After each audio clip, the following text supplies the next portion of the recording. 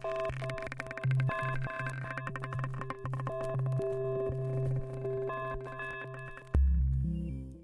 everybody, welcome to Raising Vibrations. You're with Simon today, and in today's video we're going to be looking at how to interpret the Quincunx in your natal chart, or the Inconjunct. So this is a specific aspect that exists between two planets or more, and my inspiration that manifested this video is primarily based on the amount of questions I've had this come to me. Like, what does the Inconjunct mean? And how do I orientate myself? You know, what is the purpose of it? So today's video is my attempt to be able to help you answer as many questions as possible, give you a sense of how to orientate yourself. I would say orientation would be the best way to make sense of it, and to give yourself an opportunity to see that this specific angle itself is not something that is as easy as a trine. You know, there's a lot of work that needs to be done with this aspect in terms of the realization, and maybe just to also give you some peace of mind that when you've got this type of aspect on your chart, that a lot of the experiences that you would maybe consider that there's something wrong with you in terms of how you experience this energy is not really actually anything wrong with you at all. Just more in the sense that it is a difficult aspect to work with, but it rewards you quite a lot. So I really hope you enjoyed this presentation, and yeah. So let's get straight into talking about how to interpret the Quincunx or Inconjunct in your natal chart. Okay. So as I said in the introduction, I noticed that there is actually a tremendous amount of value that I've seen in people coming to me as clients and trying to make sense of this aspect in their chart. And I think that it's a really difficult aspect to interpret in terms of what it's like to live the Inconjunct or the Quincunx in the chart. So this is my attempt to help us interpret and, you know, like I said in the intro, establish a way to make sense of this in your life. So you can, you know, you can actually go ahead and use it effectively, or use the awareness effectively. Like, what is the purpose? Okay. So the first thing that we're going to do is we're going to just develop something that I think is really important that EA teaches. And that is that every single planet that is in your natal chart, okay, has a relationship to another planet. All right. And that would then be manifested as the aspects. Okay. So how does EA establish the meaning behind these aspects? That was the first question. How does EA establish meaning behind these aspects? And so what we have is an aspects and phases graph. And as you can see, there are 8 pie pieces. And this will be directly linked with the moon's phases and how the new and full moons and last quarter phase moons exist, disseminating each planetary archetype. So each planet, Mars, Pluto, Saturn, Neptune, etc., they're in relationship to each other. And they are always in a constant relationship in relation to these phases. And there are 8 of them, just like the new and full moon, right? So in order for us to then understand what an inconjunct is, or a quincunx, we need to look at where it sits in this phasal relationship wheel. Okay. Now, in the astrology school that I have online, the online astrology school, I go through this pretty in depth and teach you how to actually read your chart using this chart as well, and how to make sense of this and really, really get the subtleties of what's actually existing in your chart. And so what we need to do is we need to take a planet. So for an exercise, we're going to take 2 planets. We're going to take Venus and we're going to take Mars. Okay. And we are going to go, oh, look, we have an inconjunct between our Venus and our Mars in our chart. All right. So what is the inconjunct? Where does it land on this chart? So it lands over here. Let me get my little drawer. There's the inconjunct over there. Okay. Let's use green. Just get that like that. Okay. So there it is. Okay. There's the inconjunct. The inconjunct is 150 degrees. Okay. It's 150 degrees. There are 2 of them. The one is 150 degrees and the other one is 210. You see there? there are two possible inconjuncts that you can have in your chart. All right. One of them lands in the gibbous phase. One of them lands in the full phase. One of them is a yin energy, and I don't know if you can see that really clearly, but that says yin. And the other one is a yang energy. So just starting off with, in the chart, you can have two possible inconjuncts. And by the way, you can have multiple amounts of these. You can have one inconjunct that's a full phase, and the other one's the gibbous phase. That's generally associated when you have a yod, which, by the way, I have a video of the yod on my YouTube channel. And if you just type in Simon and yod, you'd be able to see that video. But we're not going to do that in this video. We're just talking specifically about the inconjunct and or the quincunx. Both are the same. So there's two inconjuncts. One of them is 150 degrees. The other one is 210. One of them is a full phase there, the 210, and one of them is gibbous phase, 150. The 210 aspect has a yang quality to it, as I mentioned. And this means that the way that that you actually experience this inconjunct is manifested through something that is coming towards you. Okay. And your action, the way that how you experience the inconjunct has I'm actually going to pause there because I feel like I need to make a connection before I make this jump. So I'm going to pause there before I describe the yin yang things. Okay. So what I want to do here is go 0. Okay. I'm going to put Mars over here on our chart. And I'm going to say Mars, as I go around the whole chart, 30 degrees, 60 degrees, 90 degrees. That's a square in your chart when you have 90 degrees. Okay. So 0, 30, 60, 90, 120, and then we get to 150. And that's where the inconjunct sits. There we go, 150 degree aspect. So Mars is sitting at 0 degrees Scorpio in our example. And if we go all the way to the 150 degree angle over there, it would show up as Aries. So your Venus, or the Venus in this example, would sit at Aries, 0 degrees Aries. So between Scorpio and Aries in the chart, there's 150 degrees of separation. And you know what degrees are because each sign is 30 degrees. Okay. We have 12 signs. Each sign is 30. We get to 360. Okay. You see it there, 360. So aspects and phases is observing the relationship between two planets, Mars and Venus in this example. Then within the context of aspects and phases, we are specifically looking at an inconjunct, which is either 150 degrees or 210. Okay. All right. Now, in this explanation here, because I don't want to go too technical into it, as I said, I teach this in a very deep way in my online astrology school. If we look at the inconjunct at 150, it's in a gibbous phase. And just for the sake of making things very, very clear, the gibbous phase energy, or this yin expression, is an internal crisis. Okay, just this will all make sense. It's an internal crisis. It's an adjustment angle. So inconjuncts are adjustment angles. And they are adjustment angles because they are blind spots. All right, they're blind spots.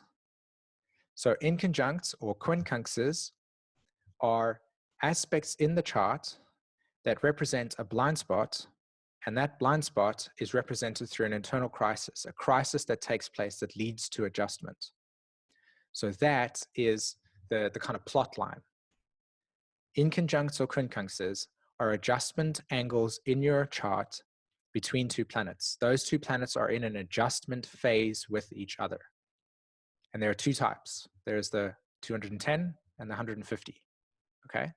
The 151 expresses itself more as an internal process that you have, whereas the 210 is more of an external crisis, something that is externally outside of yourself, whereas the yin one, or the gibbous phase one, is more of an internal process. Now, the thing here is that, okay, so how do I, how do I get this phasal relationship thing? It's not like straightforward, but it's also something that you do need to practice to be able to understand how to draw these aspects and phases. And so let's see if I can do this over here. So when you're looking at your chart, what you are looking for is the green line, like so. A green line, it's a green dotted line like that. It'll always be green. Astro.com, which is where most of us get our charts from, SolarFire, etc. Green line, okay? That's what it looks like. And you remember when I said to you that, if Mars was in 0 degrees Scorpio, then Venus would be at 0 degrees Aries. That would be 150 degree inconjunct. And I got that because each sign is 30 degrees, 60, 90, 110, 150. Does that make sense? So if you look at your chart, if you actually take your chart, I encourage you to actually have your chart in front of you and to notice that your chart is a circle with signs around it and planets. And what you want to look at is if you have this green aspect, and then you will look to see in your chart if you have 150 degree or 210. Now, you have to remember as well that not every single person is going to have an exact 150 degree or 210. Now, with an inconjunct, the rule is 2 degrees, okay? 2 degrees. So you're looking at either 148, or that's very, very bad there, 148 degrees or 152 on either side would be an inconjunct, okay? And the same with the 210, either 212 or 208. Those are the orbs. Orbs are aspects, are the separation between the exact. So an exact inconjunct is 150 degrees. And like I said, not everybody's going to have an exact 150 degree. You might have 100 and, like I said, 148 or 152 or 208 or 212. Okay, an orb is the difference between the two, the offset. Okay, so I hope that makes sense to you guys. So yeah, you have the inconjunct, that's what it looks like. And then the next thing is when you actually see a chart on your screen, you'll notice that the aspect looks like a table that's got 2 legs. Can you see it there? The aspect inconjunct looks like a table. All right. So an inconjunct is the green dotted line. That's what the aspect looks like. And then the actual glyph itself is a table with 2 legs. All right. So yeah, you can see an inconjunct between Jupiter and Venus. Notice how Venus is 8 and Jupiter is 10. So there is the 2 degree orb, okay? If it was exact, it would be Venus at 10 degrees or Jupiter at 8. Here you have another interesting example. The sun's at 6 degrees, Chiron's at 4, okay? All right, so 6 and 4, there's an inconjunct. So now the next question is, well, Simon, how do you tell the difference between a 210 degree inconjunct and 150 degree inconjunct?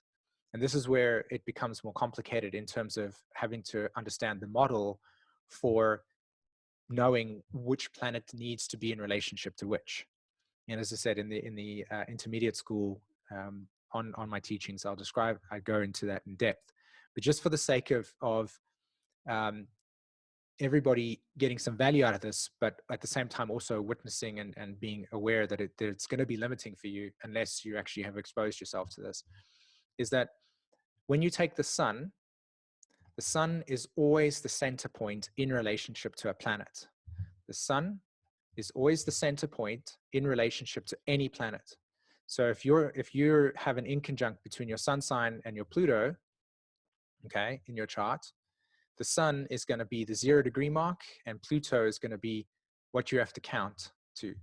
So if this is 150 degree inconjunct and the sun is at 0 degrees, 0 degrees Aries, right? The sun's at 0 degrees Aries, then Pluto will be in Virgo, and it will be at 0 degrees Virgo, because between Aries and Virgo is 150 degrees.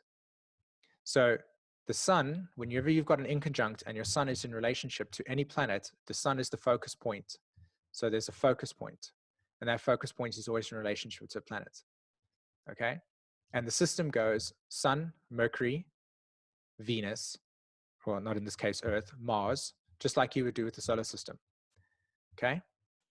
So let's try another example. Let's do this. Let's take Mercury, right? Mercury, like so, okay?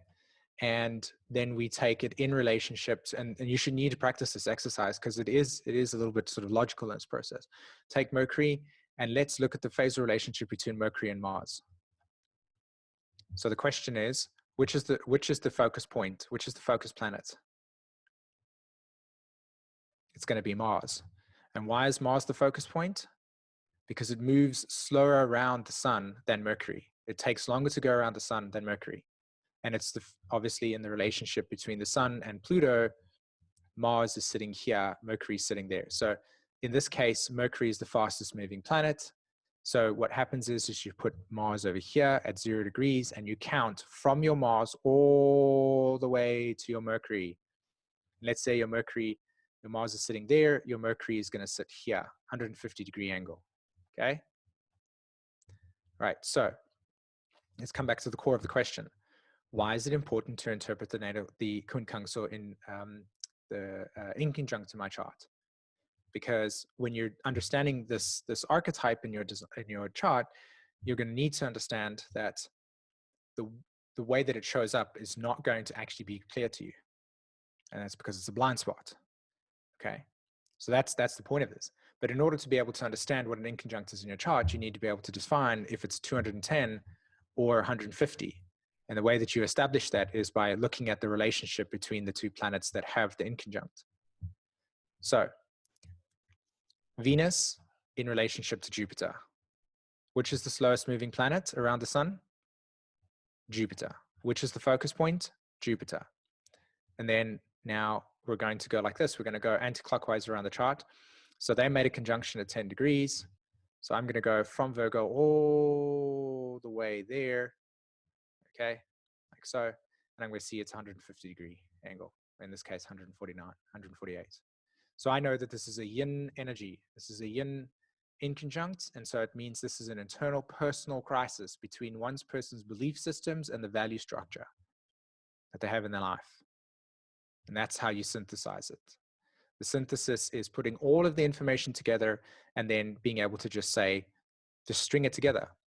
So step one, we looked at what was the phasal relationship. We understood it was 150 or 148.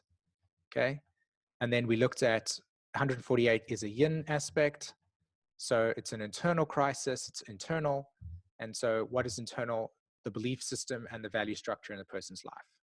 Now, what you have is something really, really interesting. It's clearly in the soul's context of its history and its life, you're trying to figure out how your value structure and personal faith or truth are at a kind of internal paralysis, a crisis. Now, you would have experienced these things throughout your life. They just wouldn't have been seen through the lens of astrology. You would have just put it up to, well, in this case, why the hell is this happening to me kind of thing. You know, in this case, it might even be that this person's individuality, Venus and Aquarius, and what they value is in a consistent internal crisis to the value and belief systems that were presented in the home growing up. And so this can materialize as I can't accept myself, or people don't, I can't accept myself. That's how it would show up. And so the question here is, how is the soul trying to liberate themselves from these value systems rooted in the family's beliefs? And then from there, you're like, oh my God, I can firstly accept myself, and secondly, see that that's what I'm breaking away from. Yeah, that's the value. That's what you're looking for in this video. That's what you're trying to make sense of with your inconjuncts. Now, why is it like that? Why is it so important to do that? And it's because it's a blind spot. You can't actually see it in your life, in the sense that you can't see the connection between the two planets. The 150-degree and 210 angles are blind spots within our awareness. So what happens is between the value structure and the soul needing to individuate its value structure from the cosmological truths that maybe were established as a child from the parents, the connection is not made there. It's not like, oh, this is what's happening. So what happens is that we experience psychological like challenges where we can't make sense of it, and it's always at odds, and there's emotion there, and sometimes even wounding. So what do we do? Well, we first identify that these aspects in our consciousness are going to be blind spots, and they're blind spots simply because of the nature of the aspect. So we can't see it, right? We can see there, we can see the square, we can see the opposition, etc. We can see ahead of us, but that's where the 150-degree and 210 exists. And this is an internal blind spot, and that's an external blind spot. Okay, so the blind spots. And this is something that I encourage everybody to do. When I found it, it worked for me, but when I sort of tried to do it on the actual mobile, how you would be watching this video, it might not work. So I encourage you to go onto the internet, onto Google, and find this imagery. You just type in blind spot eyesight trick, and you'll find this one. And just try it out so that you can have direct experience of where there's an actual blind spot in your field of vision. All right, and it's fascinating. I love this. So find your blind spot using the diagram below. Fixate on the cross, which is situated over here, and then close your right eye and hold the figure about 1.5 feet away from your face. Now it varies depending on how it works, but at some point just play with it until eventually, when the filled circle disappears, which is this one here, that's your blind spot. All right, just as if you focus on this, the plus sign at the bottom, and that actual thing fills itself. Now, what's fascinating about this is that when you go and read up about the blind spots, where in the brain, where in your eyes, they're in your eye sockets, right? There is optic nerves that connect from your brain to your eyeballs. And when the optic nerve connects to your eyeball, there's an entrance point. And in the entrance point, that's where the actual physical representation of the blind spots exists. Go Google that. It's really fascinating to observe how the physical manifestation of blind spots exists. And it's got to do with entering into something, right? That's the first thing. And the second thing is that when you look at this, why does that turn white? And it's because your brain is filling in what is the pattern around the black. So the pattern around the black is white, which is why when you have the blind spot, the brain tries to fill in what's missing. And what it sees is white. And so that's why in this example, what it fills in is the area around it, which is white. That's why it turns white. The same for this over here. The area over here is white, but the filling around it is black. So that's why when you do this, you actually experience the continuation, because it's just filling in the blanks. And that's what happens. We fill in the blanks with our inconjuncts in our chart. Okay. So this imagery is amazing because I remember Jeffrey Wolf Green talking about it. So what do you do with an inconjunct? Well, you literally do this. You talk to God. It's because of the nature of it not being able to be seen in terms of those two things, those two aspects, those two elements. It's an experience where you surrender to. This is the psychological and emotional healing process when it comes to inconjuncts in your chart. You have to go through multiple experiences and crises, internal paralysis, and points where you actually you look up in the classical way and you go, why is this happening to me? Why is this here? And it's the inquiry into the question, why is this happening to me? That is where the essence and the value of the experience lies. And it's what's occurring is that we're filling into that space the insight, and we're making adjustments, and according to that, it's an aspect in the psyche of the soul that specifically is here to adjust. And the adjustment comes through the question, through crisis. Why is this happening to me? So you're literally on the phone line to God going, why is this occurring? That's why the yod would be the finger of God in that sense. It's a representation of psychological and emotionally needing to surrender to something. And in that state of surrender, what arises naturally is your own insight, your own experience of it. It's like having an adjustment. And it's not the idea of God here is not actually God itself as a physical entity projected into the world by man's narcissistic view. It is the returning to the source. It's returning to the essence of the meaning of your existence beyond your physical senses, why you think you're here. It's the intention that was set in motion when you were born, and it's coming back home to that place. So inconjuncts are coming back home. They're experiences that bring you into deep spiritual awakening moments that lead you to making sense of your life. Okay. So I don't know when I will find the time, but I will try to do it my best. I will do a video for everybody where I'll just, quickly go through the inconjunct between Aries and Virgo and Aries and Scorpio, so that, at some point, when you're synthesizing this in your chart, you'd be able to have value in it, right? If you've got, say, for instance, Venus in Aries and Pluto's in Virgo, and they're making an inconjunct, it's a very deep thing. And my ability to be able to sort of synthesize that is because I've spent a great deal of time with it. And of course, this is not something that you guys have done a lot of, but it's really difficult to try and bridge and give all of that information in one go because it's so unique and so specific. But at least we've got something to work with here, that these inconjuncts are leading us to understanding something. And the orientation is to try and make sense of a deeper reality that's moving through us. And these comes through these internal crises and adjustments. We're having adjustments. They're like calls to action in our soul story. Okay. All right. So once again, thank you very much for watching the content. I really hope that you found a lot of value in this. And we just want to draw your attention to something. For those of you that have been interested in studying astrology with us, if you want to learn astrology, to apply it to your own life, to participate in our online astrology discussion group, and just learn astrology, we're offering something for everybody. If you purchase the full astrology school with us, we are wanting to give you 100 euros store credit, or 110, 120, I think it is. I'm not sure the exact exchange rate, dollars. And that store credit you can use for anything that's on our site. If you want to book a reading with it, if you want to purchase additional things on our site, if you want to join the immersion and use that store credit, you can. And that's available if you purchase the astrology school in full, okay?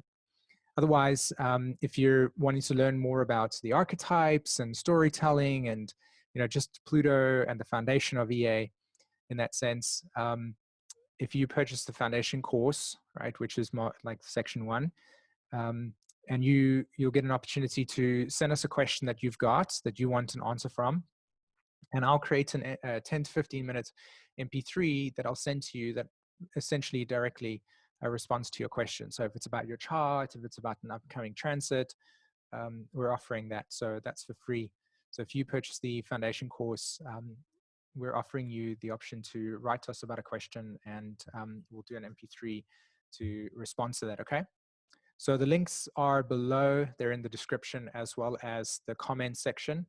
And this is available until the end of February 2020, okay? All right, everybody, have an amazing day. Take care. Bye-bye.